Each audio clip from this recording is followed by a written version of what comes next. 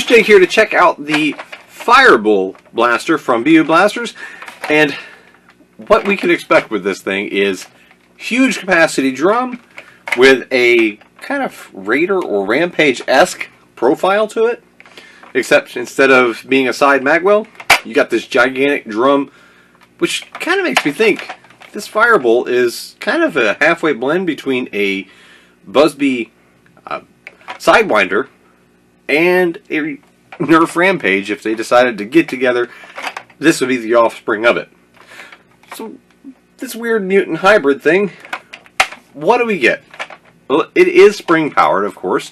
Instead of being hamp like the Buzz Bee Sidewinder, this is a spring-powered blaster with a vertical foregrip and a 40-round drum. Now, the drum does have a quick detach button. You have to hit that and then pull the rod forward, and then you can slide the drum out. Nice touch. You would, especially after checking out the Big Power Electric drum blaster, I think all need to be that standard where you could quick swap the drums.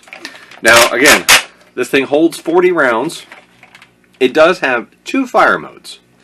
It has a, as it's shown here, when this switch is in the rear position, it's a semi-mode. It's basically exactly as you would expect.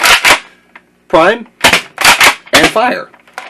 Now, switching this forward to the auto mode, then you can use this. I'm going to place my hand on top so you can see. This becomes a full slam fire blaster. So, it offers both.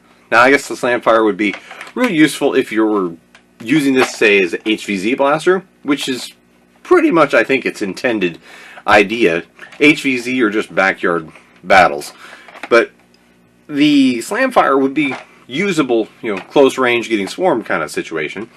Whereas the semi is what I tended to use it in mostly, because it allows, of course, far better shot placement. Now, overall, I like the color scheme of it. It is missing orange. It does have a N-Strike compatible muzzle tip here, so all you have to do is attach whatever you prefer.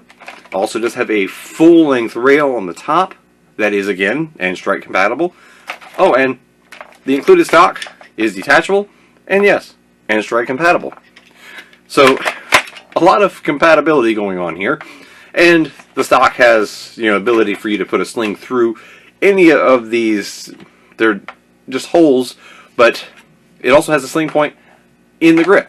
So if you're a single point sling user, which is what I use, you can just simply click onto the bottom of the grip and be ready to go.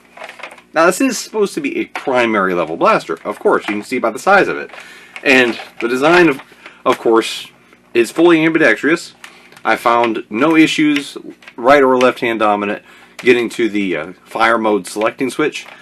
And the only issue for a left hand dominant user is that you might have to kind of chicken wing it a little bit, or just be wary of the drum. It is big. It is a 40 round drum, and it sticks out quite far. So you'd have to kind of watch your priming. But overall, I didn't have any issues with it. Every feature seemed to work quite well, and I will get to the performance. When I threw it up on my chronograph, I was only getting 67.2 feet per second as my overall average, and that's after running 5 drums worth of darts through it. Of course, that's 200 shots. But 67 is on the low end, and that was a little disappointing, to be honest. Quite blunt. I was a little disappointed in it, because everything seemed to be going for it. Cross compatibility, it has a good build quality to it, and just to say, comparable to the Big Power Electric. I'm almost going to start using them as a standard, because most of their stuff was better built than the Nerf's Elite 2.0, but that's not really a high bar. But this feels as good as holding a Nerf Rampage, which is one of my favorite Nerf blasters of all time. Nerf branded. The Rampage and this really feels like if you were to repaint it in Nerf colors, this could be like the drum version of the Rampage.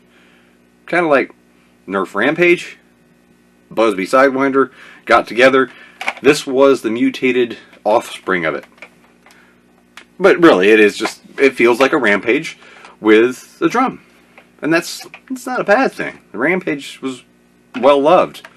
But 67.2 feet per second is not great. Now, you can kind of get the idea.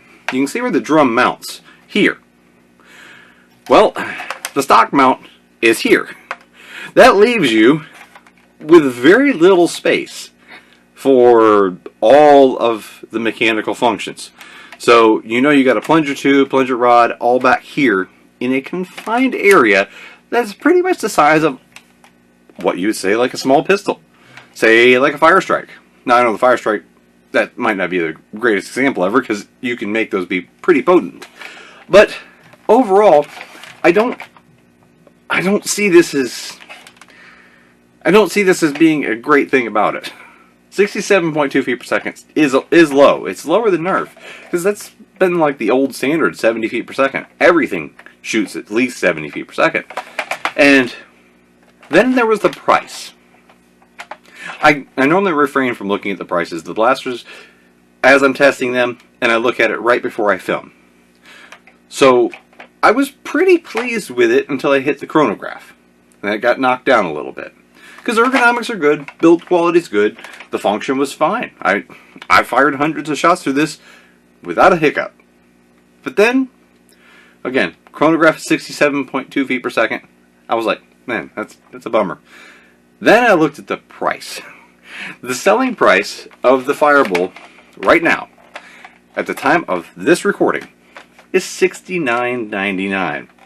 $70. That's like $30 too much. If this was a $40 blaster, I could see it. I would probably recommend it even with 67.2 feet per second because then it's dig into it, tear it apart, let's mod it up and see what we can get out of it. See if you can get it to 100 feet per second. Because if you could get this to, say, at least 100, then you've got an HVZ blaster that would be very usable, very nice, easy to scavenge darts for. But at $70, I think it's priced itself out of contention. It's still a good blaster, a little weak, but it's really overpriced. Because if it was $40, then you could snag it and just put a little work into it. But with things out there, if you like the drum feed, even if you're a Springer guy like I am, there's no way in the world I could recommend this over the Buzz Bee made Alpha Auto 72. That's got higher capacity. Yes, it's a flywheeler. But you can buy two of them for the price of this, and it outperforms it in every which way.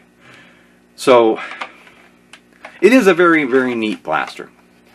It really is. The Fire Bull, it's a neat blaster that you can get from Biu Blasters, and I will put the link in the description below, because if they put it on sale, I would buy it in an instant, even with the slightly low performance. Because I like Springers. I like drum-fed blasters.